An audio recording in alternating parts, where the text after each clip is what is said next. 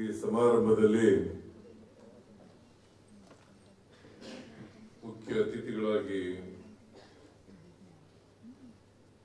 ಭಾಗವಹಿಸಿರ್ತಕ್ಕಂಥ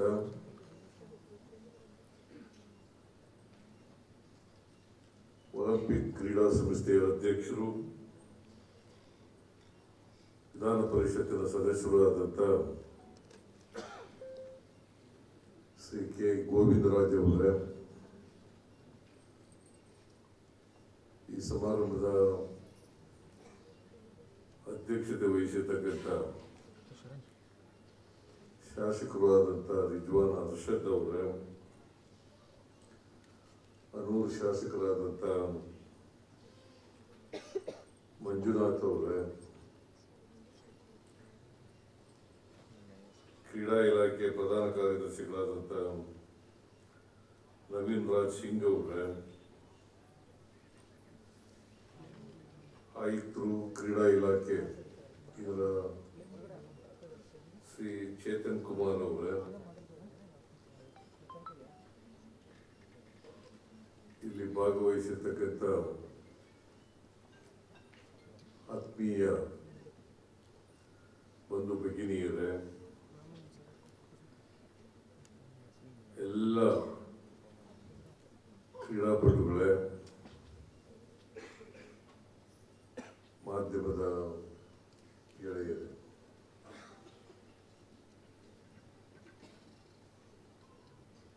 ಇದು ಪ್ರಶಸ್ತಿ ಪ್ರದಾನ ಕಾರ್ಯಕ್ರಮ.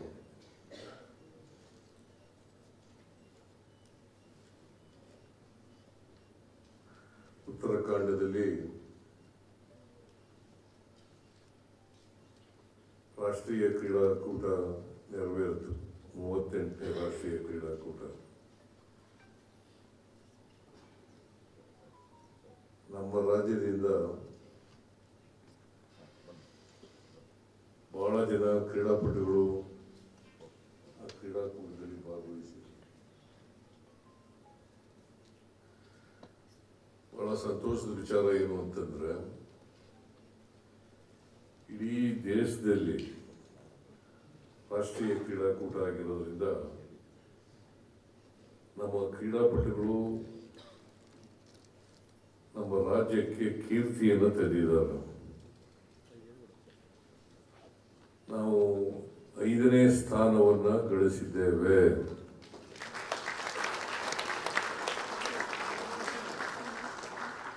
ಆ ಕ್ರೀಡಾಕೂಟದಲ್ಲಿ 34 ಚಿನ್ನ, 18 ಬೆಳ್ಳಿ, 28 ಕಂಚು.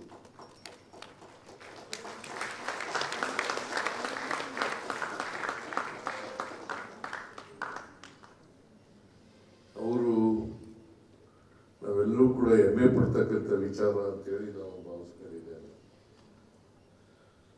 ಅದಕ್ಕೋಸ್ಕರ ಎಲ್ಲ ವಿಜೇತರಿಗೆ ಮತ್ತು ಭಾಗವಹಿಸಿದಂಥವರಿಗೆ ರಾಜ್ಯದ ವತಿಯಿಂದ ನಾನು ಮುಖ್ಯಮಂತ್ರಿಯಾಗಿ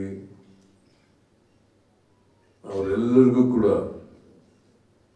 ಅಭಿನಂದನೆಗಳನ್ನು ಹೇಳಲಿಕ್ಕೆ ಬಯಸ್ತಾ ಇದ್ದೇನೆ.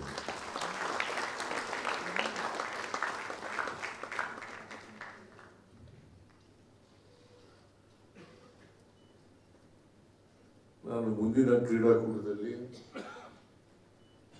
1ನೇ ಸ್ಥಾನಕ್ಕೆ ಬರಲಿ ಅಂತ ಕೂಡ ಆಶಿಸ್ತೇನೆ.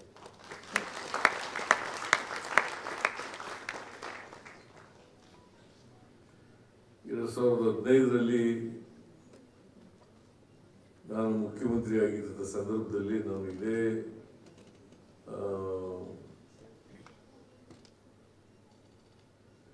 ಕ್ರೀಡಾಕೂಟದಲ್ಲಿ ಪ್ರಶಸ್ತಿ ಪ್ರದಾನ ಮಾಡ್ತಕ್ಕಂಥ ಸಂದರ್ಭದಲ್ಲಿ ಹೇಳಿದ್ದೆ, ಚಿನ್ನ ವಿಜೇತರಿಗೆ 5 ಲಕ್ಷ ರೂಪಾಯಿ, ಬೆಳ್ಳಿ ವಿಜೇತರಿಗೆ 3 ಲಕ್ಷ ರೂಪಾಯಿ ಮತ್ತು ಕಂಚು ವಿಜೇತರಿಗೆ 2 ಲಕ್ಷ ರೂಪಾಯಿ ಕೊಡ್ತೇವೆ ಅಂತ ಹೇಳಿದ್ದೆ. ಈಗ ಅದನ್ನ ಜಾರಿ ಮಾಡಿದ್ದೇವೆ.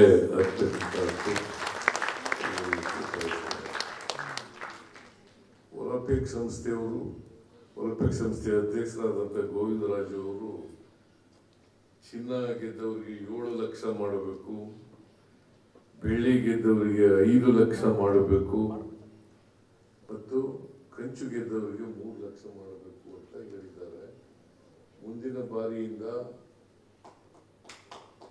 7 ಲಕ್ಷ, 5 ಲಕ್ಷ, 3 ಲಕ್ಷ ರೂಪಾಯಿಗಳನ್ನು ಮಾಡುತ್ತೇವೆ.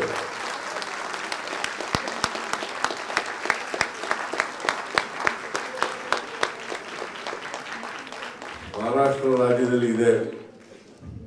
ಆದರೆ ಅಲ್ಲಿ ಎಷ್ಟೇ ಪದಕಗಳಿಗಿದ್ರು ಕೂಡ ಒಂದು ಬಹುಮಾನವನ್ನು ಕೊಡ್ತಾರೆ. ಎಲ್ಲ ಹುಡುಗರು ಕೊಡ್ತಾರ?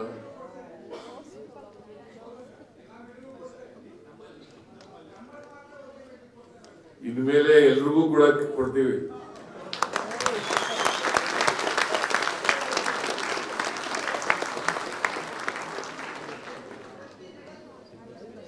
ಪ್ರತಿ ಮೆಡಲ್ಗೂ ಬಹುಮಾನವನ್ನ ಕೊಡ್ತೇವೆ.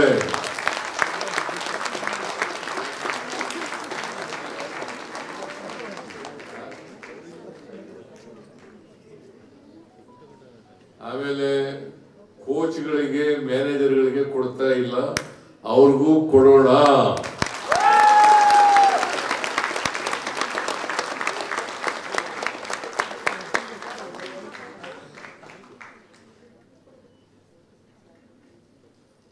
ನೀನೇನಾಗಿದ್ಯಪ್ಪ?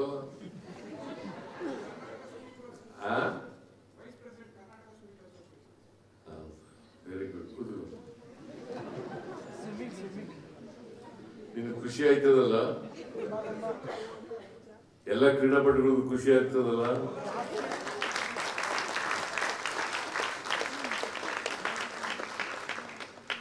ನಾನು ಇವತ್ತಿನವರಿಗೆ ಕ್ರೀಡಾ ಇಲಾಖೆ ಕ್ರೀಡಾಪಟುಗಳಿಗೆ ಏನ್ ಕೇಳಿದ್ರು ಕೂಡ ಕೊಟ್ಟಿದ್ದೇನೆ. ಮುಂದೇನೂ ಕೂಡ ಕೊಡ್ತೇನೆ.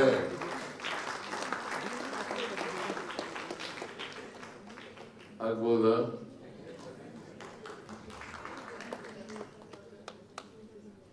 ಪ್ರತಿಯೊಬ್ಬರು ಕೂಡ ಕ್ರೀಡೆಯಲ್ಲಿ ಆಸಕ್ತಿಯನ್ನು ಬೆಳೆಸಬೇಕು. ಹಾಗಂತೇಳಿ ಓದೋದನ್ನ ಮರೆಯಕೂಡದು.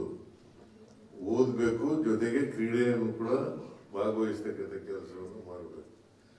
ಆಗ ಮಾತ್ರ ನೀವು ಸರ್ವತೋಮುಖವಾದಂಥ ಬೆಳವಣಿಗೆ ಆಗಲಿಕ್ಕೆ ಸಾಧ್ಯ ಆಗ್ತದೆ.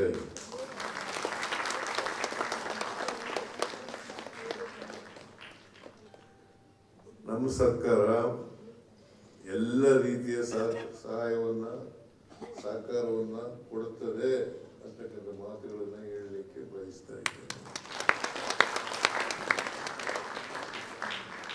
ಈಗ ಪೊಲೀಸ್ ಇಲಾಖೆಯಲ್ಲಿ 2% ಇತ್ತು ರಿಸರ್ವೇಶನ್. ಉದ್ಯೋಗ ಸಿಗ್ಬೇಕಾದ್ರೆ ಅದನ್ನು 3% ಮಾಡಬೇಕು ಅಂತ ಹೇಳಿದ್ರು. ಕೂಡಲೇ ಒಪ್ಕೊಂಡು ನಾನು ಮಂಗಳೂರಿನಲ್ಲಿ ಅದನ್ನ ಘೋಷಣೆ ಮಾಡಿದೆ. ಈಗಾಗಲೇ ಆದೇಶ ಕೂಡ ಇಶ್ಯೂ ಆಗಿದೆ. ಕೆಲಸನೂ ಕೂಡ ಕೆಲವರಿಗೆಲ್ಲ ಸಿಕ್ಕಿದೆ. ಈಗ ಯಾರು ಬಹುಮಾನ ತಗೊಂಡ್ರಲ್ಲ,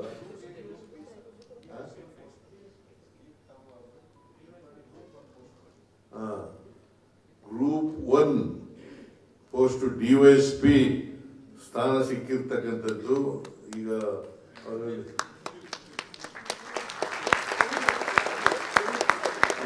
ಹಾಕಿ ಅವ್ರಿಗೆ ಕೊಟ್ಟಿದ್ದೀರಿ. ಅವರು ಈಗ DYSP ಪೊಲೀಸ್ ಡಿಪಾರ್ಟ್ಮೆಂಟ್, ಸಾರಿ ಎಕ್ಸೈಸ್ ಡಿಪಾರ್ಟ್ಮೆಂಟ್, ಅಬ್ಕಾರಿ ಇಲಾಖೆ, ಕನ್ನಡದಲ್ಲಿ ಅಬ್ಕಾರಿ ಇಲಾಖೆ, ಇಂಗ್ಲಿಷ್ನಲ್ಲಿ ಎಕ್ಸೈಸ್ ಡಿಪಾರ್ಟ್ಮೆಂಟ್. ಅವರು ಮೇಲಕ್ಕೂ ಪ್ರಮೋಷನ್ ಬಂದು ಮೇಲಕ್ಕೂ ಹೋಗ್ತಕ್ಕಂಥ ಅವಕಾಶಗಳು ಕೂಡ ಇರ್ತದೆ. ಸೊ ನೀವೆಲ್ಲರೂ ಕೂಡ ಉದ್ಯೋಗದಲ್ಲೂ ಬರಬೇಕು, ಮತ್ತೆ ಈ ನಾಡಿನ ಕೀರ್ತಿಯನ್ನು ಕೂಡ ಹೆಚ್ಚಿಸ್ತಕ್ಕಂಥ ಕೆಲಸವನ್ನ ಮಾಡಬೇಕು. ನೀವು ಇಡೀ ರಾಜ್ಯದ ಹೆಮ್ಮೆ. ನಮ್ಮ ರಾಜ್ಯಕ್ಕೆ, ದೇಶಕ್ಕೆ ಕೀರ್ತಿ ತನಕ ಬಂದ್ರೆ ನೀವು ಹೆಚ್ಚು ಹೆಚ್ಚು ಕ್ರೀಡೆಗಳಲ್ಲಿ ಭಾಗವಹಿಸಿ ಬಹುಮಾನಗಳನ್ನು ಪಡೆದರೆ ಅದು ರಾಜ್ಯಕ್ಕೆ ಸಿಗ್ತಕ್ಕಂಥ ಗೌರವ, ಹೆಮ್ಮೆ ಅಂತಕ್ಕಂಥ ಮಾತುಗಳನ್ನು ಹೇಳಲಿಕ್ಕೆ ಬಯಸ್ತಾ ಇದ್ದೇನೆ. ಅದರಿಂದ ಇವತ್ತು ಇಡೀ ದೇಶದಲ್ಲಿ 5ನೇ ಸ್ಥಾನ ಪಡ್ಕೊಂಡಿರ್ತಕ್ಕಂಥದ್ದು ಅದು ಹೆಮ್ಮೆಯ ವಿಷಯ. ನಾನು ಇನ್ನೂ ಎತ್ತರಕ್ಕೆ ಹೋಗ್ಬೇಕು. ನೀವು ಒಲಿಂಪಿಕ್ನಲ್ಲಿ, ಕಾಮನ್ವೆಲ್ತ್ ಗೇಮ್ಸ್ನಲ್ಲಿ, ಆಮೇಲೆ ಏಷ್ಯನ್ ಗೇಮ್ಸ್ನಲ್ಲಿ ಭಾಗವಹಿಸಬೇಕು. ನಾನು ಇನ್ನು ಮುಂದೆ ನೀವೆಲ್ಲರೂ ಕೂಡ ಶ್ರದ್ಧೆಯಿಂದ, ಏಕಾಗ್ರತೆಯಿಂದ ಪ್ರಯತ್ನ ಮಾಡಿದ್ರೆ ಹೋಗೋದಕ್ಕೆ ಕಷ್ಟ ಏನಿಲ್ಲ. ಈಗ 34 ಚಿನ್ನ ಗೆದ್ದಿರೋರು ಒಲಿಂಪಿಕ್ ಹೋಗೋಕೆ ಕಷ್ಟ ಆಗ್ತದ? ಹಾಗಾದ್ರೆ ಕಷ್ಟ ಏನಾಗಲ್ಲ. ಬಟ್ ಪ್ರಯತ್ನ ಮಾಡಬೇಕು. ಪ್ರಾಮಾಣಿಕವಾಗಿ ಪ್ರಯತ್ನವನ್ನು ಮಾಡಿದ್ರೆ, ಅದನ್ನು ಡಿಸಿಪ್ಲಿನ್ನಿಂದ ಅಭ್ಯಾಸ ಮಾಡಿದ್ರೆ ಮಾಡಬೇಕಾಗ್ತದೆ. ಅದಕ್ಕೆ ಯಾರ್ಯಾರು ಒಲಿಂಪಿಕ್ನಲ್ಲಿ ಭಾಗವಹಿಸ್ತಾರೆ ಅವ್ರಿಗೆ ಭಾಗವಹಿಸ್ಲಿಕ್ಕೋಸ್ಕರ ಟ್ರೈನಿಂಗ್ ಕೂಡ ಕೊಡ್ತಾ ಇದ್ದೀವಿ. ಪ್ರತಿಯೊಬ್ಬರಿಗೂ ಕೂಡ 10 ಲಕ್ಷ ರೂಪಾಯಿಗಳನ್ನು ಕೊಡ್ತೇವೆ.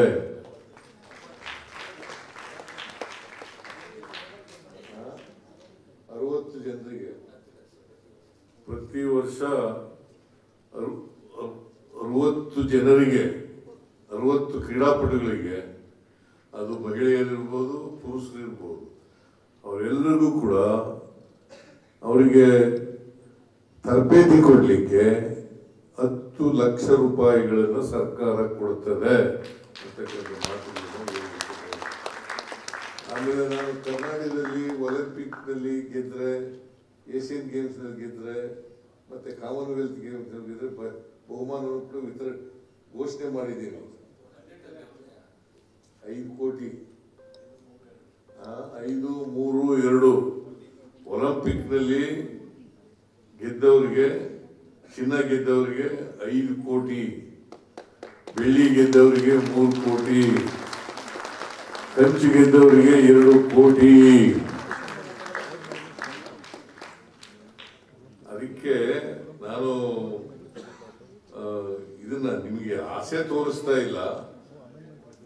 ಬಜೆಟ್ ಘೋಷಣೆ ಮಾಡಿದ್ದೀನಿ. ನಾನು ಬಜೆಟ್ ಘೋಷಣೆ ಮಾಡಿ ದುಡ್ಡುಗೋಸ್ಕರ ಕ್ರೀಡೆ ಮಾಡೋದಲ್ಲ, ದುಡ್ಡುಗೋಸ್ಕರ ಅಲ್ಲ. ಈ ದೇಶಕ್ಕೆ, ಈ ರಾಜ್ಯಕ್ಕೆ ಕೀರ್ತಿ ತರಲಿಕ್ಕೋಸ್ಕರ ನಿಮ್ಮ ಪ್ರಯತ್ನ ಮಾಡಿದ್ರೆ ಬಹುಶಃ ಇದು ಕಷ್ಟ ಆಗಲಾರದು ಅಂತೇಳಿ ನಾನು ಭಾವಿಸ್ಕೊಂಡಿದ್ದೇನೆ. ಅದಕ್ಕೋಸ್ಕರ ನೀವು ಒಲಿಂಪಿಕ್ನಲ್ಲಿ, ಏಷ್ಯನ್ ಗೇಮ್ಸ್ನಲ್ಲಿ ಮತ್ತು ಕಾಮನ್ವೆಲ್ತ್ ಗೇಮ್ಸ್ನಲ್ಲಿ ಬಹುಮಾನಗಳನ್ನು ಪಡೀರಿ ಅಂತಕ್ಕಂಥ ಆಶಯವನ್ನು ವ್ಯಕ್ತಪಡಿಸಿ, ನೀವೆಲ್ಲರಿಗೂ ಮತ್ತೊಮ್ಮೆ ಎಲ್ಲ ವಿಜೇತರಿಗೆ ಮತ್ತು ಅವರ ತಂದೆ ತಾಯಿಗಳಿಗೂ ಕೂಡ, ಬಹಳ ಜನ ಇಲ್ಲಿ ತಂದೆ ತಾಯಿಗಳು ಬಂದಿದ್ದೀರಿ ಅಂತ ಅಂದ್ಕೊಂಡಿದ್ದೀನಿ, ಅವ್ರ ತಂದೆ ತಾಯಿಗಳಿಗೂ ಕೂಡ ಮತ್ತೆ ಭಾಗವಹಿಸಿದವ್ರಿಗೆಲ್ಲರಿಗೂ, ಗೆಲ್ಲೋದು ಸೋಲೋದು ಇದ್ದೇ ಇರ್ತದೆ, ಆದರೆ ಭಾಗವಹಿಸೋದು ಬಹಳ ಮುಖ್ಯ. ಈಗ ಒಲಿಂಪಿಕ್ನಲ್ಲಿ ಭಾಗವಹಿಸಬೇಕಾದ್ರೆ ಸಾಮರ್ಥ್ಯ ಇದ್ರೆ ಮಾತ್ರ ಭಾಗವಹಿಸಲಿಕ್ಕೆ ಸಾಧ್ಯವಾಗ್ತದೆ. ಕಾಮನ್ವೆಲ್ತ್ ಗೇಮ್ಸ್ನಲ್ಲಿ ಭಾಗವಹಿಸಿದ್ರೆ ಸಾಮರ್ಥ್ಯ ಇದ್ರೆ ಮಾತ್ರ, ಮತ್ತೆ ಏಷ್ಯನ್ ಗೇಮ್ಸ್ನಲ್ಲಿ ಭಾಗವಹಿಸಿದ್ರೆ ಸಾಮರ್ಥ್ಯ ಇದೆ. ಅದರಿಂದ ಭಾಗವಹಿಸೋದು ಬಹಳ ಮುಖ್ಯ. ನೀವು ಬಹುಮಾನ ಗೆದ್ರೆ ಅದಕ್ಕಿಂತ ಖುಷಿ ಕೊಡ್ತಕ್ಕಂಥದ್ದು ಬೇರೆ ಇನ್ಯಾವುದು ಇಲ್ಲ ಅಂತಕ್ಕಂಥ ಮಾತುಗಳನ್ನು ಹೇಳಲಿಕ್ಕೆ ಬಯಸ್ತಾ ಇದ್ದೇನೆ. ಅದರಿಂದ ನೀವೆಲ್ಲರೂ ಕೂಡ ಒಲಿಂಪಿಕ್ನ ಗುರಿ ಇಟ್ಕೊಂಡು ಶ್ರದ್ಧೆಯಿಂದ ಪ್ರಯತ್ನ ಮಾಡಬೇಕು ಅಂತಕ್ಕಂಥ ಮಾತುಗಳನ್ನು ಹೇಳಿ, ಇವತ್ತು 38ನೇ ರಾಷ್ಟ್ರೀಯ ಕ್ರೀಡಾಕೂಟ ಪದಕ ವಿಜೇತರಿಗೆ ಅತ್ಯಂತ ಸಂತೋಷದಿಂದ ಅದನ್ನು ಕೂಡ ಅವರ ಅಕೌಂಟ್ಗಳಿಗೆ, ಅವರಿಗೆ ನೇರವಾಗಿ ಅವರ ಅಕೌಂಟ್ಗಳಿಗೆ ವರ್ಗಾವಣೆ ಮಾಡತಕ್ಕಂಥ ಕೆಲಸವನ್ನು ಮಾಡಿದ್ದೇವೆ. ಅದರಿಂದ ಮತ್ತೊಮ್ಮೆ ಎಲ್ಲ ಕ್ರೀಡಾಪಟುಗಳಿಗೂ, ವಿಜೇತರಿಗೆ ಧನ್ಯವಾದಗಳನ್ನು ಹೇಳಿ, ಅಭಿನಂದನೆಗಳನ್ನು ಹೇಳಿ ನನ್ನ ಮಾತುಗಳನ್ನು ಮುಗಿಸ್ತೇನೆ. ಜೈ ಹಿಂದ್, ಜೈ ಕರ್ನಾಟಕ.